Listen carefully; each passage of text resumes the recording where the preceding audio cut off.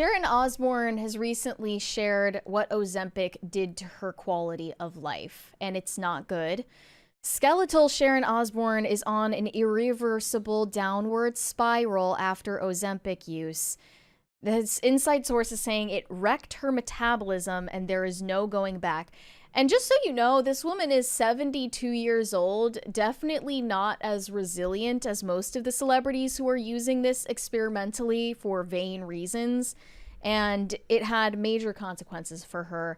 She does not look recognizably the same as she did before. Look at that photo. Yeah. That's insane. And, you know, it's not just the weight loss. Obviously, she has gotten a huge amount of plastic surgery and cosmetic procedures that also changed her appearance for the worse. Yeah. And she has admitted that as well. She's spoken openly about all of this, which I respect. At least you're not lying. She's old now. She doesn't have to care. Right. She's too old to care. She doesn't have an image to upkeep. Right. Well, you would think that, but then she did go on Ozempic for vain reasons. Yeah, she wasn't big. Yeah. So this inside source claims this has wrecked her metabolism.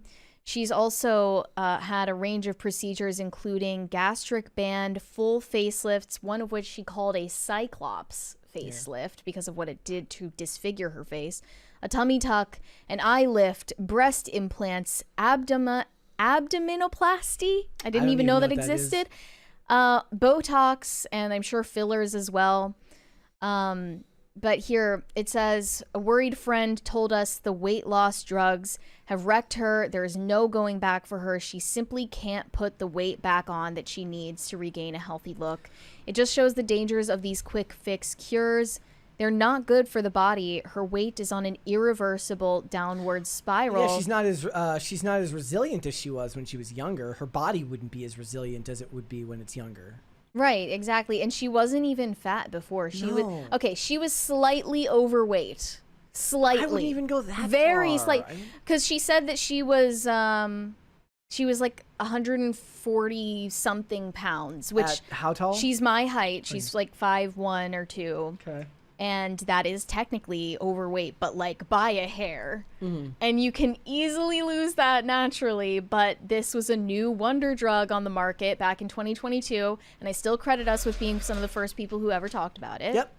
And she started it in December 2022. She realized that she was losing weight so fast it was almost going to threaten her life, because she got down to like 97 pounds really, really quickly.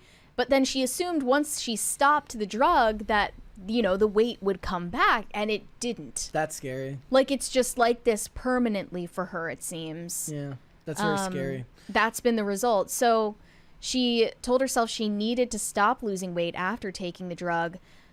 She started it, and she was 142 pounds at the beginning.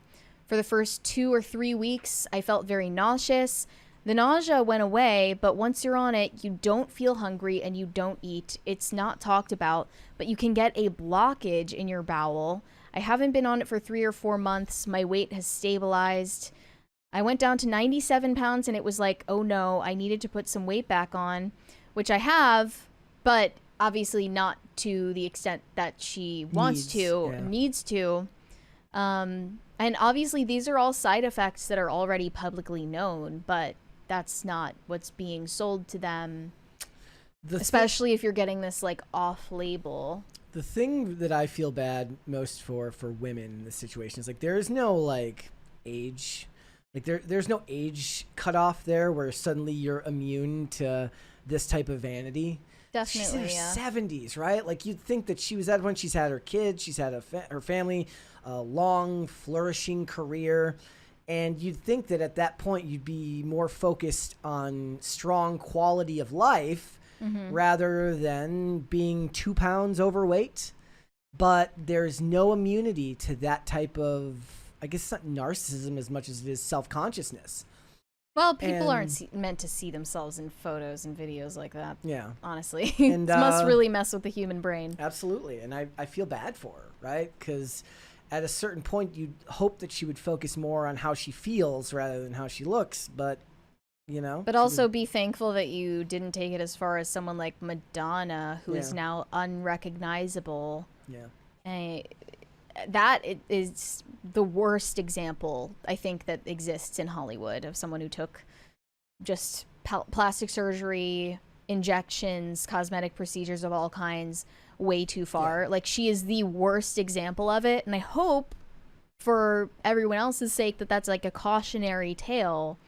But the thing is, my opposition to Ozempic is like philosophical rather than in principle. No, yeah, like you can use it and that's fine, and it can achieve the result that you want for both health reasons and just cosmetic reasons that you want to look better. That's fine. And I like that people are just being upfront and honest that they care about their body looking a certain way. Yeah. Like, because we've just been in denial of that in the body positivity era, which is now dying out. But I have a philosophical problem with it because I feel like in order to lose extra weight, you should actually have to suffer. Like, that is an edifying experience, and it makes that change permanent because you've changed your brain chemistry. It's the same process that comes true for like if you play video games with cheat codes on as opposed to actually beating the game. Where's the fun in that? There's no fun in that, right? Like, it's not actually worth it in that respect. You gain more through struggle. Thank you. Tonal issues. The 20. Dreamcast Night said, "Hey Brett, the funeral with Vince and Trump is still on, and we know this because he wants Linda McMahon as the Secretary of Education. She's the Secretary of Education. She was named the Secretary of Education. She worked in Trump's first administration. I did love the video that's going around showing Kane, otherwise known as Glenn Jacobs, the mayor of Knoxville, Tennessee, giving Linda McMahon, the new Secretary of Education, a tombstone pile driver on the ramp down to the ring in WWE. I maintain that if politics is just going to be team sports and pro wrestling forever now, then it might as well be interesting to me at least some of the time. If I can't actually have, like, good politics, I might as well have entertaining politics. So. I think she's a good sport. Also, since the MAHA movement is in full swing, Make America Healthy Again, I really would be curious to know RFK's take on Ozempic specifically. Would he be pro or anti? I don't know. We'd have to ask him what he thinks of that. RFK, if you're watching, please let us know what I you would think like of to Ozempic. think that he does. I would like to think he's that pro? he does watch. That he watches. Oh yeah, I think he's one of our biggest fans. He's one of our biggest fans. Yeah, it absolutely is the same type of thing that you just said, that working to achieve something, it sticks in your brain better and it lasts longer when you have to actually it's kind of something that came up on IRL when I was on there like last Wednesday or something, where I was talking about how like Gen Z employees can't just come into a new job. Like, even if they're qualified for it, they go to college, they get a job in their field. There's all of these stories of like managers having to like show them how to do their jobs because like nothing that they learned in college stuck with them. Or that they just need everything explained to them in pain detail. Whereas if you do it on your own, it sticks in your brain better. Right? Like so you can learn all of the film theory that you want, but if you want it to actually stick in your brain, you have to actually go out, use a camera, make mistakes, fix the mistakes, make changes, and then those things stick in your brain better, rather than somebody saying, this is the right way to do it, this is the wrong way to do it, don't do it this way. Just doesn't work that way. And it probably works on the same receptors of your brain as having to lose weight, through actually putting in the work. But also, I feel like there's so much conflicting information on the internet about health and nutrition and everything, like literally everything health related, that people just get overwhelmed and they're like, I'm just going to take this injection and simplify this because I can't believe everyone. Everyone is equally confident that their way of fitness and nutrition and whatever is the way. Yeah. And you can't trust everyone, and some of them actually are lying. Yeah.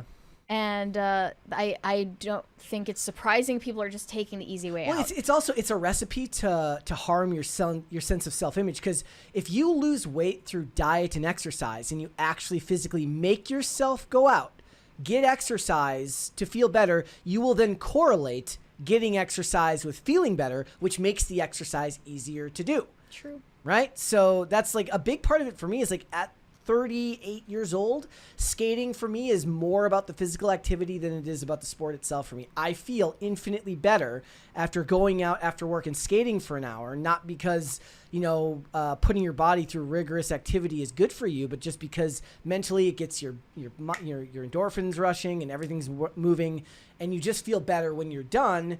And that's a heck of a lot better than taking to that chemically. So, Thanks for watching. Listen to full episodes of Pop Culture Crisis on Spotify. Keep up with us on social media and make sure you subscribe and ring that bell so you never miss the show. Bye, guys.